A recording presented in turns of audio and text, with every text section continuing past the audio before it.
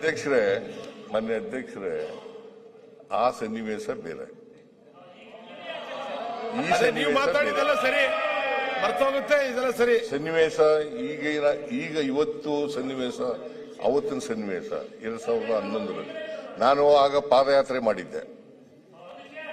ಕೇಳಪ್ಪ ಇಲ್ಲಿ, ಅದಕ್ಕೆ ನೀವಿದ್ದ ಪಾದಯಾತ್ರೆ ಮಾಡಿ ನೀವು ಹೋಗಿದ್ದೋ ಸರ್? ನಾವು ಇದ್ದೋ ಸರ್. ನಾನು ಪಾದಯಾತ್ರೆ ಮಾಡಿದ್ದೆ ಅವತ್ತು. ಇವರ ಲೋಕಾಯುಕ್ತ ಅವರು ವರದಿ ಕೊಟ್ಟಿದ್ರು.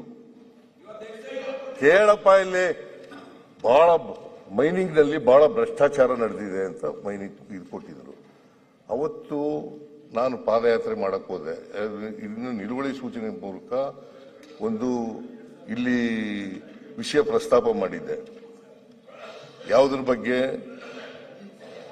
ಗವರ್ನರ್ ಸಂತೋಷ್ ಹೆಗ್ಡೆ ಅವರು ಒಂದು ವರದಿ ಕೊಟ್ಟಿದ್ರು, ಲೋಕಾಯುಕ್ತರಾಗಿ ಅವರು ಒಂದು ವರದಿ ಕೊಟ್ಟಿದ್ರು.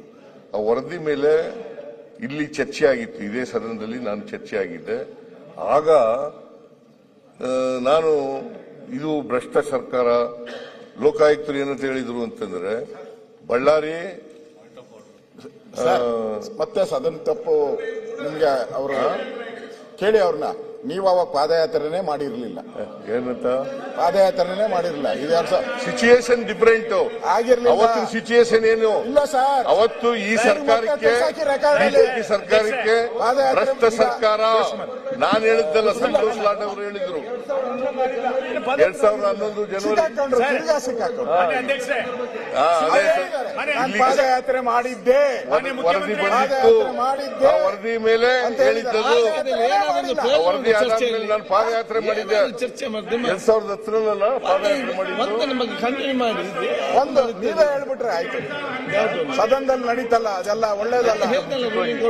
ಅದಕ್ಕೆ ವಿಷಾದ ವ್ಯಕ್ತ ಮಾಡ್ತೀನಿ ಅಂತ ತಾವ್ ಹೇಳ್ಬಿಟ್ರೆ ಮುಗಿದೋಯ್ತು. ಅದರಿಂದ ವಿಷಾದ ಆ ಸಿಚುಯೇಷನ್ ಬೇರೆ, ಆಗಿರೋ ಘಟನೆ ಸಿಚುಯೇಷನ್ ಬೇರೆ. ಇದಕ್ಕೂ ಅದಕ್ಕೂ ಹೋಲಿಕೆ ಮಾಡಕ್ ಆಗಲ್ಲ. ಟೆನ್ನಲ್ಲಿ ಮುಂದಾಗಿರೋದು ಯಾವಾಗ? ಆಯ್ತು, ಪ್ರತಿಪಕ್ಷ ನಾಯಕರ ಭಾಷಣ ಮುಂದೆ. ಸರ್, ಸಭಾಧ್ಯಕ್ಷರೇ, ಅವರು ಪಾದಯಾತ್ರೆ ಮಾಡಿದ್ದು 2010 ಜುಲೈಯಲ್ಲಿ.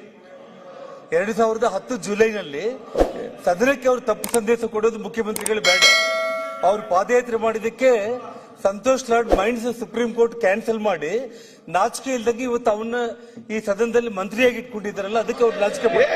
ಯಾವ್ಯಾವ ಸಂಬಂಧ ಇದಕ್ಕೆಲ್ಲ ಅದಕ್ಕೆ ಅಲ್ಲ.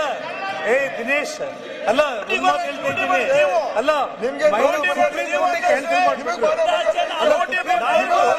ಸಂತೋಷ್ ಲಾಡ್ ಅವರು